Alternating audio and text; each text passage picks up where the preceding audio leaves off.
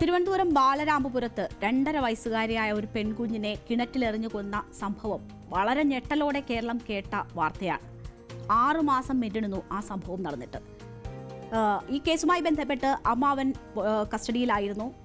പക്ഷേ ചോദ്യം ചെയ്യലിൽ കുട്ടിയെ കിണറ്റിലിട്ടത് താനല്ല എന്ന് അമ്മാവൻ പറഞ്ഞു. അതോടുകൂടി ഈ സംശയമുന മറ്റു പലരിലേക്കും നീളുന്ന സാഹചര്യമുണ്ടായി.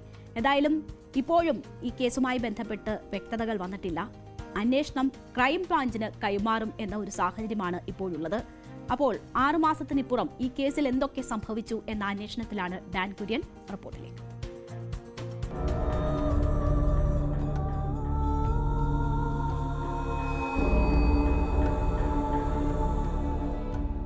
തിരുവനന്തപുരം ബാലരാമപുരത്തിന് സമീപം കോട്ടുകാൽക്കോണം എന്ന സ്ഥലത്ത് കഴിഞ്ഞ ജനുവരി മാസം 30-ാം തീയതി പുലർച്ചെ കേരളത്തെ മുഴുവൻ നടുക്കിയ ഒരു സംഭവമുണ്ടായി.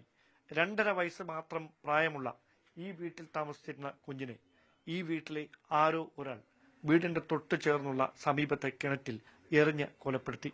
ബാലരാമപുരം പോലീസാണ് ഇതുമായി ബന്ധപ്പെട്ട് വിശദമായ അന്വേഷണം നടത്തിയത്. പക്ഷേ മാസങ്ങൾ അന്വേഷണം നടത്തിയിട്ടും കേസുമായി ബന്ധപ്പെട്ട് കുട്ടിയുടെ ഈ 2.5 വയസ്സുകാരിയുടെ അമ്മാവൻ ഹരികുമാറിനെ പോലീസ് ഏറെ ദിവസങ്ങൾ വിവിധ തരങ്ങളിൽ ചോദ്യം ചെയ്തിട്ടും എന്തിനാണ് ഇങ്ങനെ ഒരു കൃത്യം ചെയ്തതെന്നോ ആരാണ് ഇങ്ങനെ ഒരു കൃത്യം ചെയ്തതോ എന്ന കാര്യത്തിൽ ഇപ്പോഴും ഒരു വ്യക്തത കൈവന്നിട്ടില്ല. വിശദമായ അന്വേഷണത്തിൽ ആദ്യം ഹരികുമാർ പോലീസിന് മുമ്പിൽ കുറ്റം സമ്മതിച്ചെങ്കിലും പിന്നീട് ഇയാൾ മാനസികാസ്വാസ്ഥ്യം പ്രകടിപ്പിക്കുകയും മൊഴി പരസ്പര വിരുദ്ധമായി പറയുകയും ചെയ്തതോടെയാണ് അന്വേഷണം തന്നെ വഴിമുട്ടുന്ന ഒരു സാഹചര്യത്തിലേക്ക് കാര്യങ്ങൾ എത്തിയത്.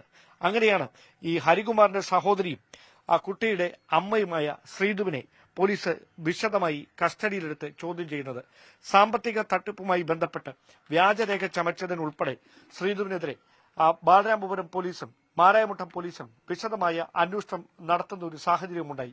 ഈ വീടിന് പിന്നിലെ കാട് പിടിച്ചു കിടക്കുന്ന സ്ഥലത്തുള്ള ആ സ്ഥലത്തെ ആ കിണറിനുള്ളിലാണ് ഈ 2.5 വയസ്സുകാരിയെ ഏതാണ്ട് ജനുവരി മാസം 30-ാം തീയതി പുലർച്ചെ ഈ എറിഞ്ഞ് കൊന്ന നിലയിൽ കാണപ്പെട്ടത്. പിന്നീട് ഇതുമായി ബന്ധപ്പെട്ട് വലിയ തരത്തിലുള്ള അന്വേഷണം റൂറൽ SP ഉൾപ്പെടെയുള്ള ഉദ്യോഗസ്ഥർ നേരിട്ട് അതുമായി ബന്ധപ്പെട്ട അന്വേഷണത്തിന് നേതൃത്വം നൽകുന്ന സാഹചര്യമൊക്കെ ഉണ്ടായി.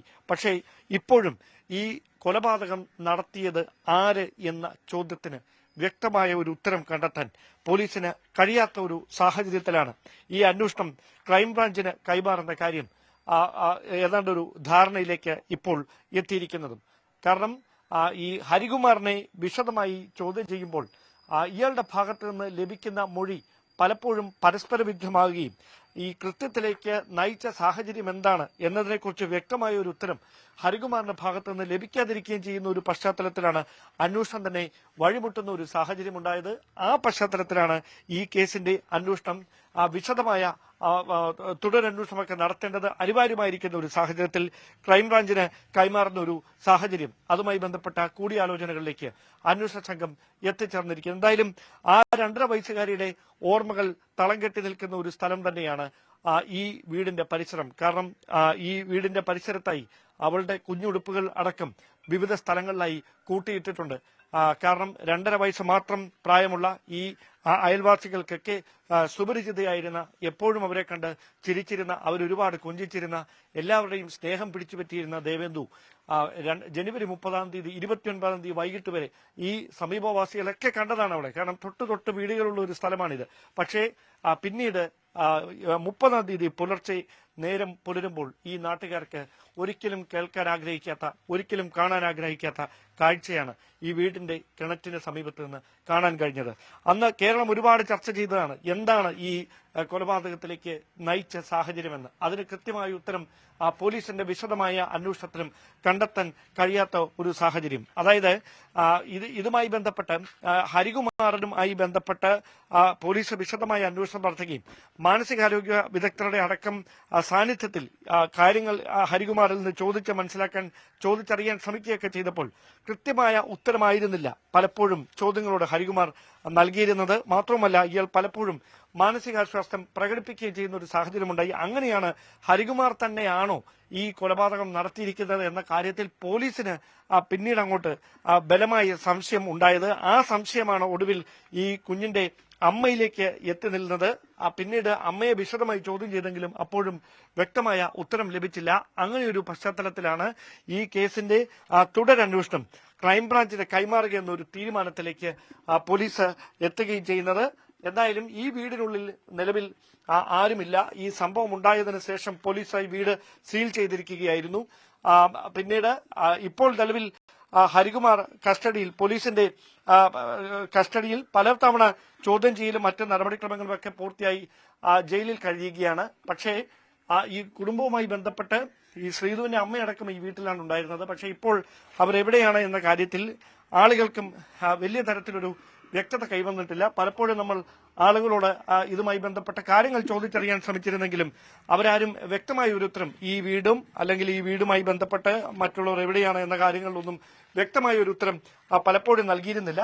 എന്തായാലും കേരളത്തെ മുഴുവൻ നടുക്കിയ ഒരു സംഭവമാണിത്. ആ ഒരു കേസിലാണ് ഈ പോലീസിന്റെ അന്വേഷണം ക്രൈംബ്രാഞ്ചിന് കൈമാറുന്ന തരത്തിലേക്ക് കാര്യങ്ങൾ ഇപ്പോൾ എത്തിച്ചേരുകയും ചെയ്യുന്നത്. എന്തായാലും ആരാണ് ഈ ദേവേന്ദ്രന്റെ മരണത്തിന് ഉത്തരവാദി, എന്താണ് അതിലേക്ക് നയിച്ച കാരണം, ഇതടക്കമുള്ള കാര്യങ്ങളിലൊക്കെ ഒരു വ്യക്തത കൈവരേണ്ടതുണ്ട്. അതുമായി ബന്ധപ്പെട്ട അന്വേഷണം പോലീസ് മാസങ്ങളോളം നടത്തിയിട്ടും അത് കണ്ടെത്താൻ കഴിയാത്ത ഒരു പശ്ചാത്തലത്തിലാണ് ഇപ്പോൾ ഈ അന്വേഷണം ക്രൈംബ്രാഞ്ചിന് കൈമാറുക എന്നൊരു തീരുമാനത്തിലേക്ക് അവരെത്തുന്ന. ഇപ്പോൾ ചില പ്രദേശവാസികൾ ഇവിടെ ഉണ്ട്, നമുക്ക് അവരോട് തന്നെ ചോദിക്കാം. ഈ ഇവിടെയുള്ളയാളല്ല. ഓക്കെ, ഇവിടെ അടുത്താണോ താമസിക്കുന്നത്? ഓക്കെ, ഈ വീട്ടിൽ പിന്നെ ആരും താമസിക്കുന്നില്ല?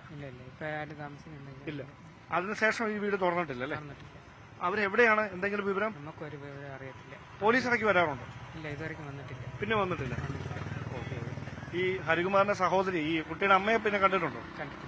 കണ്ടിട്ടില്ല. അവര് ആദ്യം പറയണത് ഒരു സൗകര്യമില്ല എന്ന് പറഞ്ഞാൽ അവന്റെ സൗകര്യനെ പുറത്താക്കിയെന്ന് പറയുന്നു. സ്റ്റേഷനിന്ന് വെളിയിലാക്കിയെന്ന് പറയുന്നു.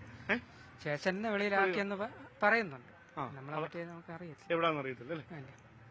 എല്ലാരും നമുക്ക് അറിയുന്നുള്ള ആൾക്കാർ ഇവിടെ ഇരിക്കുന്നത്. ഇവിടെ അടുത്താണോ താമസിക്കുന്നത്? ഞാൻ അവിടെ ദൂരെയാണ്. 1 കിലോമീറ്റർ. പിന്നെ അതിന് ശേഷം ഒന്നും അറിയാൻ പാടില്ല ഇവിടെ. പിന്നെ അങ്ങനെ ഒരു വിവരം പറ്റിയൊന്നുമില്ല, വരക്കൊന്നുമില്ല, അറിയാക്കില്ല. ഞാൻ അടച്ചിട്ടിരിക്കുന്നു. പിന്നെ ആരുമില്ല. അടച്ചങ്ങനെ ഇട്ടിരിക്കുകയാണ്. കോടതിയിൽ നിന്ന് ഇവിടെ പുറത്താക്കിയെന്ന് നമ്മൾ അറിഞ്ഞു. അതായത് അവര് പുറത്തിറങ്ങിയത് നമ്മൾ അറിയാം. അതങ്ങനെ കാണിക്കേണ്ട കാര്യം നമുക്ക് പറയാനും പറ്റില്ല. തിരിഞ്ഞു നോക്കാനൊന്നുമില്ല. പോലീസ് വരാറില്ല ഇടയ്ക്ക്? ഇല്ല, വരാറില്ല. നമ്മള് ജോലിക്ക് പോയി. ഇപ്പൊ ഇന്ന് മാത്രമാണ് ഇവിടെ ഫ്രീ ആയിട്ടുള്ളൂ. ഇന്ന് മാത്രമാണ് ഇവിടെ നിൽക്കുള്ളൂ. ജോലിയോട്ടൊക്കെ പോകും. അങ്ങനെയാണ്. പെണ്ണിനെ ഇറക്കി വിട്ടു എന്ന് പറയുന്ന കേട്ട് എന്ന് ഇറക്കി വിട്ടെന്ന് പറഞ്ഞു. അത് തെണ്ണത്തിനെ കാണിക്കുന്ന പിന്നെ ഇത് പോറ്റിയൊക്കെ എന്നുള്ള ഒരു സംസാരത്തിലേക്ക് ഇറക്കി വിട്ടു. അപ്പോൾ അത്തരത്തിലാണ് കാര്യങ്ങൾ. അതായത് ഇവർ എവിടെയാണ് എന്നതിനെ സംബന്ധിച്ച് ഈ തൊട്ട് അയൽപക്കങ്ങളിൽ താമസിക്കുന്ന ആളുകൾക്ക് പോലും ഇപ്പോഴും വ്യക്തമായൊരു ധാരണയില്ല. അതുകൊണ്ട് തന്നെയാണ് ഈ കേസിൽ, അതായത് എന്താണ് ഈ കുഞ്ഞിന്റെ ഈ 2.5 വയസ്സ് മാത്രം പ്രായമുള്ള ദേവേന്ദുവിന്റെ മരണത്തിലേക്ക് നയിച്ചത്, ഈ കൊലപാതകത്തിലേക്ക് നയിച്ചതിന്റെ കാരണം എന്താണ് എന്ന് കണ്ടെത്തേണ്ടതൊരു അനിവാര്യതയായി മാറുന്നത്. അതോടൊപ്പം തന്നെ പ്രധാനപ്പെട്ടതാണ് ആരാണ് ഈ കൊലപാതകത്തിന് പിന്നിൽ. ആദ്യം ഇതുമായി ബന്ധപ്പെട്ട് ഒരുപാട് സംശയങ്ങൾ ഉണ്ടെന്നതിന് പിന്നാലെയാണ് ഹരികുമാറിനെ കസ്റ്റഡിയിലെടുക്കുകയും ചോദ്യം ചെയ്യുകയും അറസ്റ്റ് രേഖപ്പെടുത്തുകയും ഒക്കെ ചെയ്യുന്നത്. പക്ഷേ ഇപ്പോഴും ഹരികുമാറാണ് ഈ കൊലപാതകം നടത്തിയിരിക്കുന്നത് എന്ന് തെളിയിക്കാൻ കഴിയുന്ന സബ്സ്റ്റാൻഷ്യലായിട്ട് കോടതിയിൽ നിലനിൽക്കുന്ന തെളിവുകളൊന്നും പോലീസിന് ലഭിച്ചിട്ടില്ല കൃത്യമായി. അതുകൊണ്ട് തന്നെയാണ് ക്രൈംബ്രാഞ്ചിന്റെ വിശദമായ അന്വേഷണം ഈ കേസിൽ അനിവാര്യമായി മാറുന്നതും. അങ്ങനെ ഒരു പശ്ചാത്തലത്തിൽ ക്രൈംബ്രാഞ്ചിന്റെ പ്രത്യേക അന്വേഷണ സംഘം ഈ കേസ് ഏറ്റെടുക്കുകയാണെങ്കിൽ ഒരുപക്ഷെ ഇതുമായി ബന്ധപ്പെട്ട സംശയനിലയിലുണ്ടായിരുന്ന കുടുംബവുമായി ബന്ധമുള്ള മറ്റാളുകളെ കൂടി ചോദ്യം ചെയ്യുന്ന സാഹചര്യം വരും. ശ്രീധുവിനെ അടക്കം, കുഞ്ഞിന്റെ അമ്മ ശ്രീധുവിനെ അടക്കം വിശദമായി വീണ്ടും ചോദ്യം ചെയ്യും. ഇതിലേക്ക് നയിച്ച മോട്ടീവ് എന്താണ്, അത് കൃത്യമായി കണ്ടെത്തുക എന്നതാണ് പ്രധാനപ്പെട്ട ഒരു ദൌത്യം. ആ ദൌത്യം ക്രൈംബ്രാഞ്ച് ഈ കേസ് ഏറ്റെടുക്കുന്നതോടുകൂടി ഇതിൽ ഈ ദുരൂഹത ഉണർത്തുന്ന എന്നാൽ ഇപ്പോഴും വെളിച്ചം കാണാത്ത കൃത്യമായ തെളിവുകൾ പുറത്തുവരികയും ദേവേന്ദുവിന്റെ മരണത്തിന്റെ ഉത്തരവാദികളെ നിയമത്തിന് മുന്നിൽ എത്തിക്കാൻ കഴിയുമെന്നുമാണ് പോലീസിന്റെയും പ്രതീക്ഷ. ക്യാമറമാൻ അരുണിനൊപ്പം ഡാൻ കുര്യൻ, News 18. 2.5 വയസ്സ് മാത്രം പ്രായമുള്ള ഒരു പിഞ്ച് കുഞ്ഞിന്റെ മരണം നടന്ന 6 മാസം പിന്നിട്ടിട്ടും ആരാണ് അതിന് പിന്നിലെന്ന വ്യക്തത പോലീസിന് കൈവന്നിട്ടില്ല എന്നതാണ് മനസ്സിലാകുന്നത്. നോക്കൂ, ആ കുടുംബം ഇത്ര അടുത്തടുത്ത വീടുകളിൽ കഴിഞ്ഞവരാണ്. ആ കുടുംബം തന്നെ അവിടുന്ന് അപ്രത്യക്ഷമായിരിക്കുകയാണ്. ആരെക്കുറിച്ചും അവിടുത്തുകാർക്കൊന്നും ഒരറിവുമില്ലാത്ത ഒരു സാഹചര്യം. ആ കുഞ്ഞിന് നീതി കിട്ടണമെങ്കിൽ അവർ നിയമത്തിന് മുന്നിലേക്ക് വരണം. പക്ഷേ ഇവിടെ ഇനി ശാസ്ത്രീയ പരിശോധനകളിലേക്ക് കടക്കുകയാണ് പോലീസ് എന്നാണ് മനസ്സിലാകുന്നത്. ഈ ശാസ്ത്രം ഇത്രയും പുരോഗമിക്കാത്ത ഘട്ടങ്ങളിൽ പോലും കേസന്വേഷണം എത്ര മികവാർന്ന് കൊണ്ടുപോയ കേരള പോലീസാണ്. പക്ഷേ ഒരു പിഞ്ചു കുഞ്ഞിൻ്റെ മരണത്തിൻ്റെ അന്വേഷണം 6 മാസം പിന്നിട്ടിട്ടും അതിൽ ആരാണ്, കുടുംബാംഗങ്ങളിൽ ആരാണ് അതിൽ ഉൾച്ചേർന്നിട്ടുള്ളത് എന്നതിൽ ഒരു വ്യക്തതയിലേക്ക് പോലീസിന് എത്താൻ കഴിയാതെ പോകുന്നത്. ഇതുതന്നെയാണ് നമ്മൾ ചേർത്തലയിലെ പല തിരോധാനങ്ങളുമായി ബന്ധപ്പെട്ട് കാണുന്നത്. സെബാസ്റ്റ്യൻ്റെ കേസുമായി ബന്ധപ്പെട്ടുമൊക്കെ നമ്മൾ കാണുന്നത് അതാണ്. അപ്പോൾ എന്തായാലും ഈ കുഞ്ഞിന് നീതി കിട്ടണമെന്ന കാര്യത്തിൽ സംശയമില്ല. ഇനി ക്രൈംബ്രാഞ്ച് കേസ് അന്വേഷണം ഏറ്റെടുക്കുമെന്ന വിവരങ്ങൾ വരുന്നു. അപ്പോഴേക്ക് സാഹചര്യങ്ങൾ മാറുമോ എന്നത് കാത്തിരുന്ന് തന്നെ കാണാം.